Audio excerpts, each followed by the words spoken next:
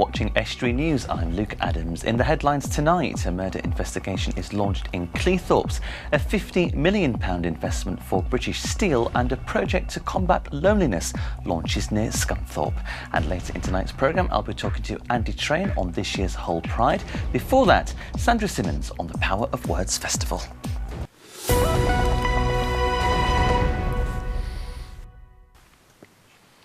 But first tonight, police have launched a murder investigation after the discovery of a man's body in Cleethorpes. Officers were called to a property on Sydney Street at 6:45 last night. Police believe it's a targeted incident and that there is no threat to the wider community, although extra police have been deployed to reassure residents. A cordon is in place at the scene as investigations continue. British Steel has announced it will invest £50 million in its Scunthorpe plant. It's the biggest spend in its manufacturing operations for a decade. The money will be used to build new infrastructure. The company says its turnaround is firmly on track and £500 million will be spent on future projects. Rainbow flags are being flown across the Humberside police area. They are being raised to show the force's support to the LGBT community for the first time in the force's history. The flags are visible at 8 police stations, including Grimsby, Scunthorpe and Priory Road in Hull. They are going up ahead of Hull Pride on Saturday. North East Lincolnshire councils will meet tomorrow to discuss animal border checks at Grimsby and Immingham docks. They say checks for animals and related products are inadequate and unfit for purpose. Councillors will discuss the possibility of increasing capacity at the inspection post and move it to the busier Immingham docks. A street on a housing estate in Hull has been named after a safety trawler campaigner. Lil Bollocker Way on the Kingswood estate has been named after Big Lil Bollocker. She was one of the headscarf revolutionaries who, along with Yvonne Blenkinsop and Mary Dennis, campaigned for better safety conditions at sea following the Hull triple trawler tragedy in 1958. 3 trawlers, the St Romanus, Kingston Peridot and Ross Cleveland, all sank within 3 weeks. The disaster claimed 58 lives with only 1 survivor.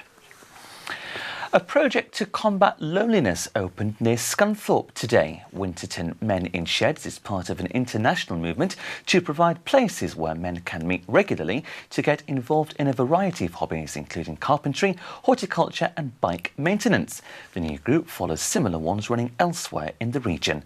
Terry Hotchin, chair of Winterton Men in Sheds, explains more. Winterton Men in Sheds is an offshoot of Men in Sheds. Men in Sheds is an international organisation. It's an international charity which started at some point in the past in Australia. I think there's almost 500 sheds in the UK. It's there primarily to try and combat loneliness in men, not necessarily elderly men, but in men. Men who have perhaps retired from work. They've been at work, they've always had 50 or 60 friends at work, and all of a sudden those 50 or 60 friends are no longer there, although their wife may have passed away, so now they're in a house on their own. This gives them somewhere to come, not necessarily to take part in any particular trade or industry, but they can if they wish. We will provide, where we can, any equipment that's within our grasp to do. And basically you can sit there and have a cup of coffee and talk, or you can actually get on and make something. We were approached by the Men in Sheds project about 6 months ago to see if we would be prepared to support them in their starting up of their project. It was something that we were very pleased to see happen in the town, and it was something that we were very pleased to be able to offer them some funding to start them on the first year.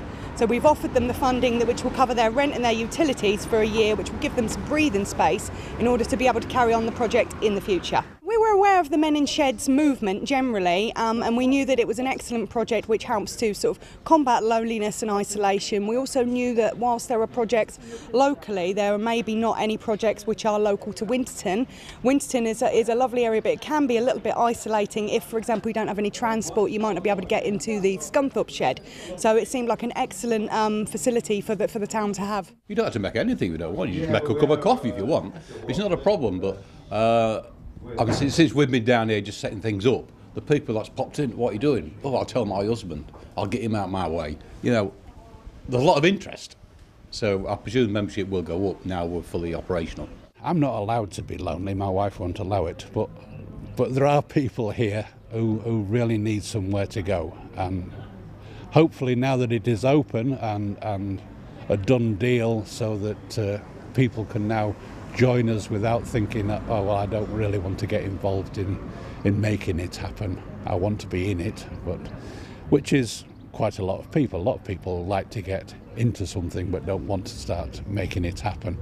And hopefully our membership will skyrocket after today. The launch is an excellent platform for them to get their name out there, to let people know all about the project and what the project's aims are, and hopefully get more and more people coming forward, people that can benefit from the project. I've met some really interesting people inside today who have local links, for example the doctor's surgery and health agencies, who can hopefully put people forward that could benefit from this project. Yorkshire Water says there is no hosepipe ban across our region, but are asking customers to use water wisely. They say reservoir levels are already low. The company are encouraging customers to take showers instead of baths. Millions of households elsewhere in the UK will be affected by the first hosepipe ban of the summer when it comes into effect on the 5th of August. The Environment Agency says a suspected blue-green algae outbreak at Ashbyville Pond near Scunthorpe is toxic. Since the outbreak was identified, the local authority has put up signs warning visitors not to go in or near the water or let their dogs go in the water. The algae is reducing and a warden is on site.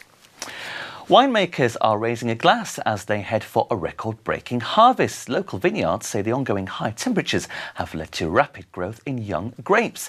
Early signs indicate this could be a bumper crop. The grapes will be harvested in the autumn.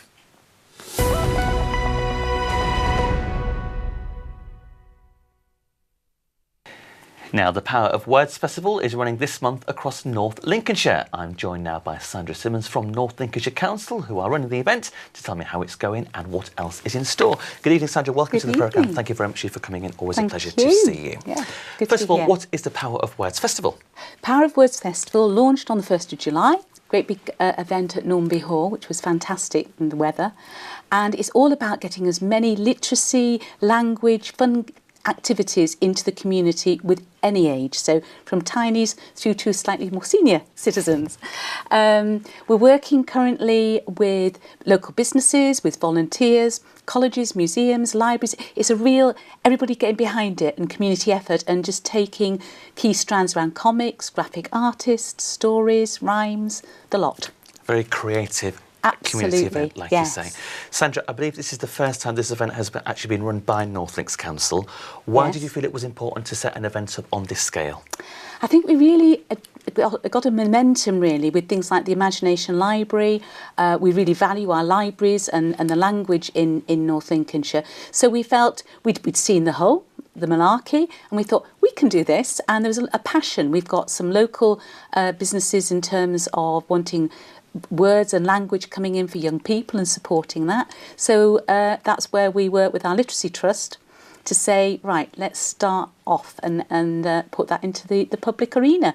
And people have just got behind it. They're really just keen to be part of it. And it will probably bring out people's creative side as well, no doubt. Oh, absolutely, yes. I mean, we've had young people in the youth areas, youth clubs, and just general community areas doing graphic art, creating positive wordles about positive words. They're going to contribute to a big event in Ormby on the 28th of July, I think it is, about health and well-being and the positivity of words and how you use words in a good way, and about emotional and health and well-being as well. Okay. What other events have we got to look forward to as the festival gathers Oh pace? gosh, we've got the Tiger Who Came to Tea. We've got the Frolic Theatre, who are doing lots of things about the Devil's Toenail, going across different venues and tracking that down, so mystery things. We've got Mystery, Mayhem and Magic at the museums. We've got Breakfast and Books, sponsored by Tesco's in some of our different libraries. We have got Mufti Games. Okay. Which is, the traditional game around rock, scissors and paper. Oh, right. So lots of fun things there, set in a sort of ancient Roman context, because it's over 300,000 years old. So different links with that in different venues. There's all sorts. And a booknick. Fantastic. And Sandra, by the sounds of it, something to suit everybody. How long has it Absolutely. actually taken to put this project to fruition? I would say over the last couple of months, where people have gathered ideas. So probably around about from February, so it's a few more months. It's gathering a pace, isn't it? But yeah, it has. And then continuing and thinking, so what will we do next? Where will we take it on? And will this be one of many events what will now build and build, you know, Yes. in the years to come? Yes, and we've got the Mischief Makers as well, which of course is an annual event with the libraries across the nation in terms of encouraging young children to have a reading challenge to the summer holidays. And this year it's all around the 80th birthday of Beano. Of course, of course. Happy birthday, Beano. Happy birthday. Sandra, as somebody working in the council, Yeah. why is it important for youngsters particularly to have good written and verbal skills?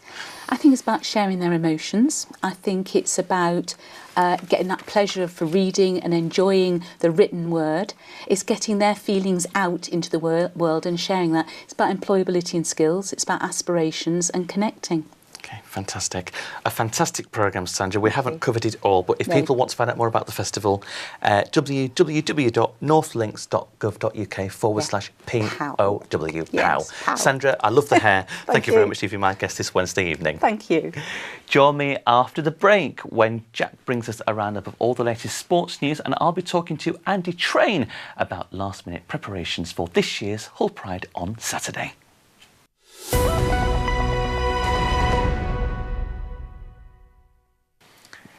Welcome back, you're watching Estuary News. Still to come tonight, Jack brings us a roundup of all the latest sports news, and Andy Train will be telling me about the final lineup for this year's Hull Pride.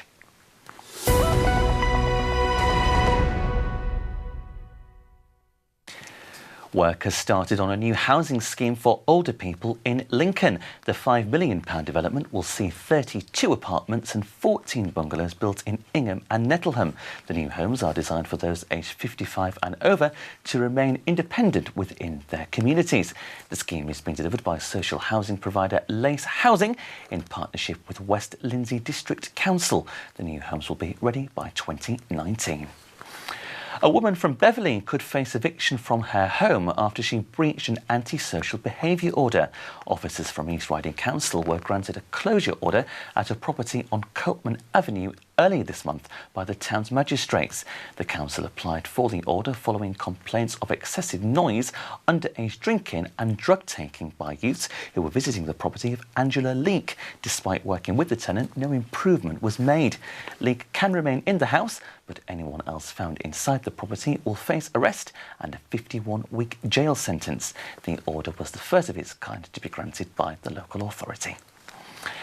A statue by the sculptor Gilbert Bayes has sold at auction. The Lily Maid statue came to light in a garden of weeds at a property near Louth after being lost for 90 years. The sculpture was created for Royal Dalton in the 20s. It was exhibited in 1926 and purchased by the previous owner's grandparents in 1928 directly from the artist. The item sold last night for £7,360. 80s songstress Tiffany will be performing in our region later this year. Best known for the #1 hit single I Think We're Alone Now, released in 1988, she has gone on to release 9 studio albums and sold over 15 million copies. Tiffany was the youngest female artist to top the Billboard charts with her debut album, self-titled Tiffany, in 1987. She will play at the Civic Hall in Cottingham on the 22nd of September. Tickets are now on sale. Children in Hull are being invited to take part in a reading challenge this summer with a little bit of help from the circus. It's part of Hull Freedom Quest, which encourages children to read for pleasure and visit one of Hull's libraries. They can borrow any 6 books, completing activities based around each one. Children who manage to read 6 books during the holidays will be invited to a special circus-themed event at the end of September.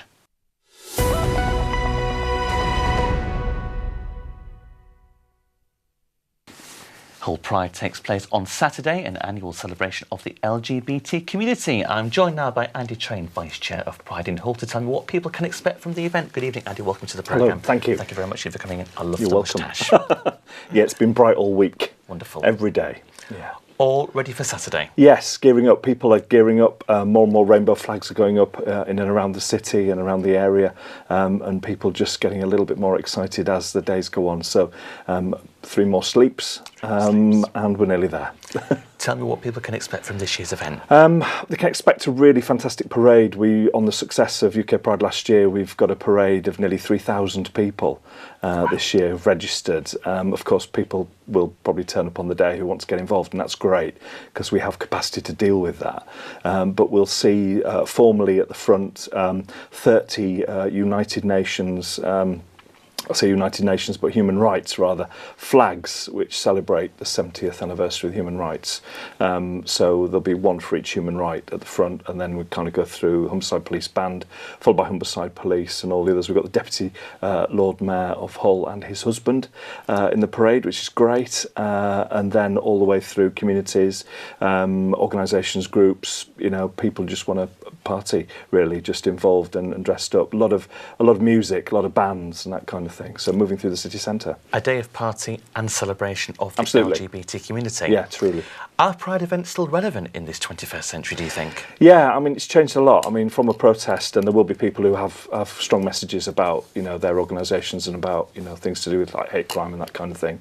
And also health, you can get complete sexual health screening actually at the Pride event through MESMAC, which is great. But in fact, as part of a celebration, we also think about the difficulties that people have maybe every day, either when they go to school or when they're at college or when they're going to work or even just living somewhere where it's quite tricky because their neighbours are maybe not as friendly as they should be.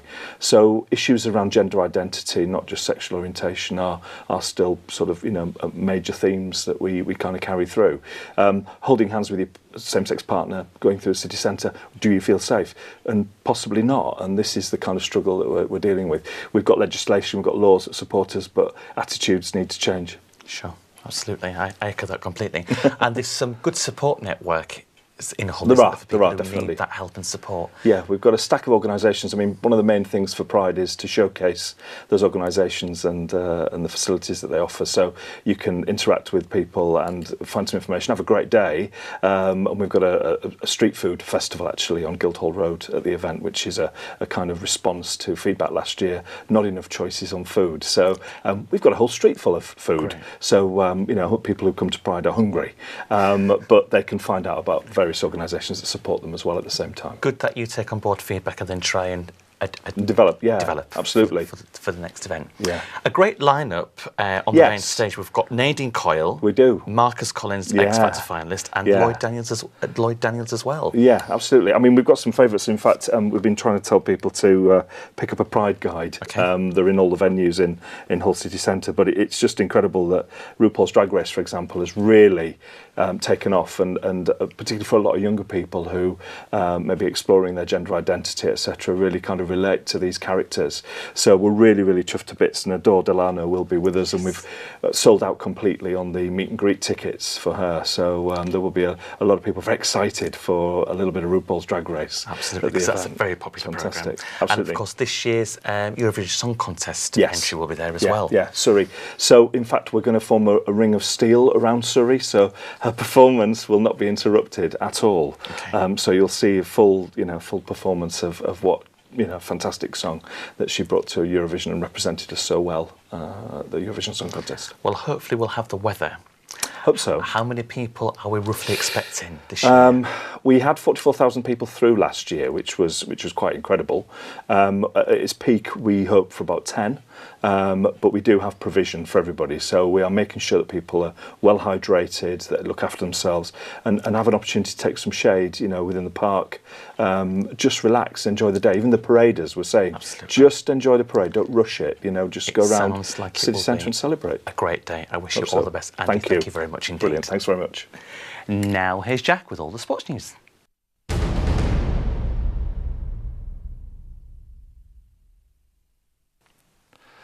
Hull City have made their 6th signing of the summer. The Tigers have signed goalkeeper George Long on a 3-year deal from Sheffield United. The 24-year-old spent last season on loan at League One side AFC Wimbledon and has previously played under Tigers boss Nigel Adkins during their time at Sheffield United. Long could make his first appearance on Saturday when City travelled to Rochdale for a pre-season friendly. Grimsby Town resumed their own pre-season preparations last night with a 1-0 defeat to League One Sunderland at Blundell Park. In a game of few chances, the visitors scored the only goal of the game when Lyndon Gooch popped up at the back post to head the ball home. It's a very short turnaround for Michael Jolly's men as the Mariners 11 face Cleethorpes Town this evening in the quarter-final of the Lincolnshire Senior Cup. Kick-off for that one is at 7:30. Town are back in action at Blundell Park next Tuesday evening when they take on League One side Doncaster Rovers. Scunthorpe United continued their pre-season tour of Austria with a friendly this evening. They play Austrian 3rd Division side SV Seekirchen. It will be a chance for new signing James Horsfield to make an impression after signing permanently for the Iron yesterday. Hit that from Dutch side NAC Breda. Kick-off in that one in Obertraun is at 5:30. Sticking with both Grimsby and Scunthorpe, their groups for the Checkatrade Trophy have been finalised this afternoon. 16 clubs from the Premier League and Championship were invited to play in the tournament and have now been added to the 16 groups involved. The Mariners are joined by Newcastle United's under-21s, in addition to Doncaster Rovers and Notts County. Meanwhile, Nick Dawes' side are joined by Wolves under-21s, in addition to Mansfield Town and Lincoln City. The first round of games will begin the week commencing the 3rd of September. On to Rugby League now, and Hull KR head coach Tim Sheens has named his 19-man squad for their home clash with Warrington on Friday night. Junior Vaivai and Lee Jewett have both been recalled to the squad, replacing Tommy Lee and Justin Carney. Friday's game is Rovers' penultimate game of the regular Super League season. They require maximum points to stand any chance of reaching the Super 8 stage. KR currently sit 4 points adrift of safety in the Super League, but go into Friday's game on a 3-match winning streak. And that's all for today's sport. Back to Luke in the studio.